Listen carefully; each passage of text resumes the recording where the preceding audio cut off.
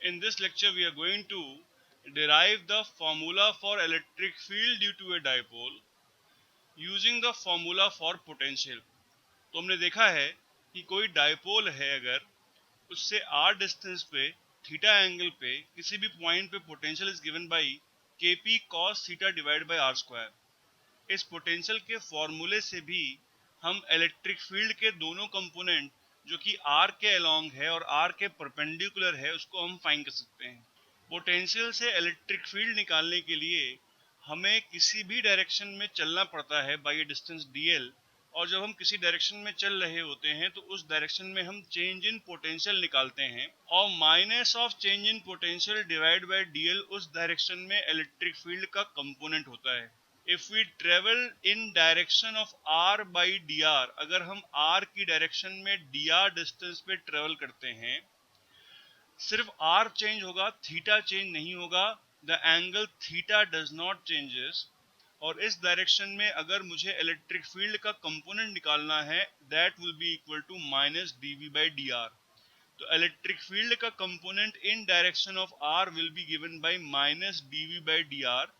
मतलब इस इक्वेशन को अगर हम r के रिस्पेक्ट में डिफरेंशिएट कर दें, taking theta as constant. Theta constant क्यों है? क्योंकि r की डायरेक्शन में थीटा चेंज नहीं हो रहा, तो इसको डिफरेंशिएट करने पे kp कांस्टेंट है, cos थीटा भी कांस्टेंट है, 1 बाई आर स्क्वायर का derivative minus 2 by R cube के बराबर होगा और माइनस माइनस प्लस हो जाएंगे, दस er। इसको डिफरेंशिएट करने पे we will have 2 kp cos theta divide by R cube. Thus इस डायरेक्शन में इलेक्ट्रिक फील्ड का component er will be given by 2 kp cos theta divide by R cube.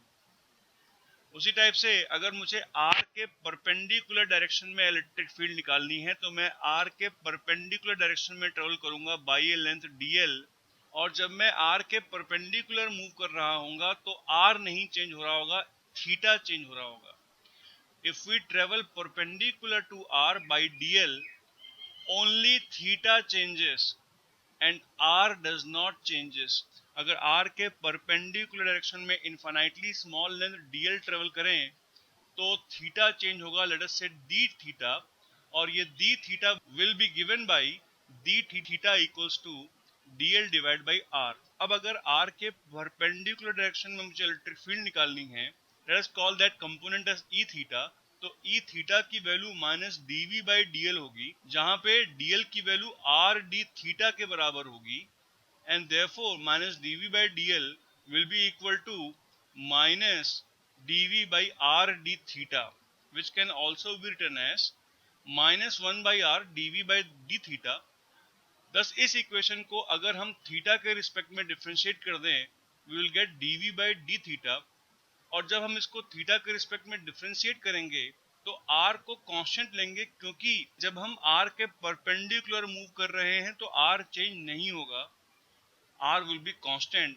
और dv by d थीटा में cos theta का derivative minus sin theta हो जाएगा। Value put करने पे we will have kp sin theta by r cube.